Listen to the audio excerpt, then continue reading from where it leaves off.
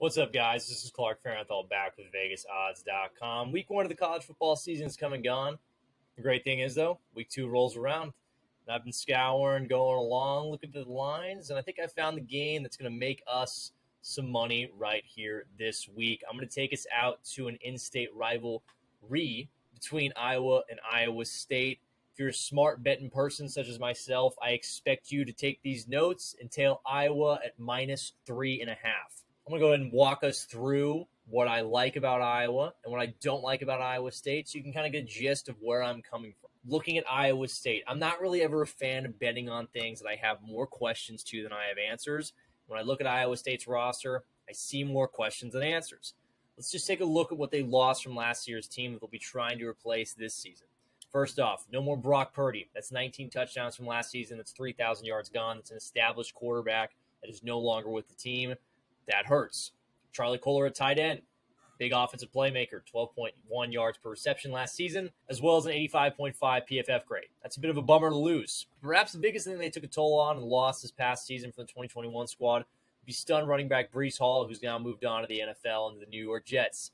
That's 20 touchdowns. That's over 1,500 yards rushing and almost 6 yards per attempt gone from this Iowa State Cyclones team. That's a lot of big hurt coming off the offense. It's no longer there. Big thing that they're also going to be missing is a lot of this defense. Last year's team, 8 of those starters on that defense are for Iowa State, is now gone. Big part of it, too, all of the secondary is new starters. That secondary is completely untested at this point. A lot of question marks, a lot of areas wondering what they are going to be. And a big disappointment for Iowa State, too, is I think if you look at the recruiting class as well as the guys they got from the transfer portal, there's no one that really moves the needle, that really jumps out of the seat that makes you think, okay, impact player. I could be wrong. Again, it's only week 2, but from what I see on this roster, and I know they played decently week 1, but that was against SEMO University. And I think this is Iowa. That's a big step up. Maybe if this game wasn't neutral site, it was in Iowa State at Iowa State's university, that this would be a different story, but it's not. This is neutral site. This is a team with a lot of inexperience coming into a rivalry game. I don't think that bodes well for them. On the flip side, it's the team I'm betting on in Iowa. I know a lot of people who would maybe be in the other way would say, hold on now. Look at Iowa did in week 1. They barely skated by South Dakota State, only putting up 1 touchdown. I get the worry. But I think if you look at the numbers a little bit deeper, you typically find, in this case, Iowa missed some opportunities to score that probably should have been there. The game probably should not have been that close.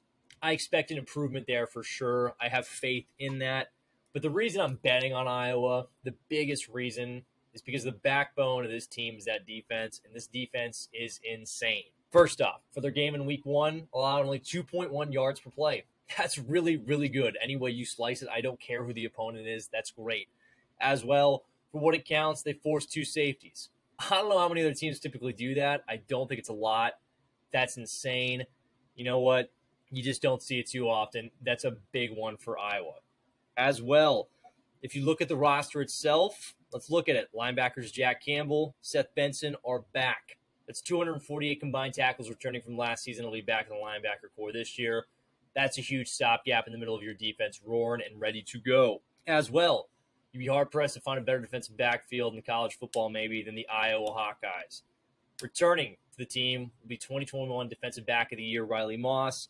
And joining him is new 5-star shiny recruit Xavier Nkwape. I am sorry if I mispronounced that name. As well, Iowa last season was 10th in the nation in EPA, 13th in offensive allowed success rate. What more do you want?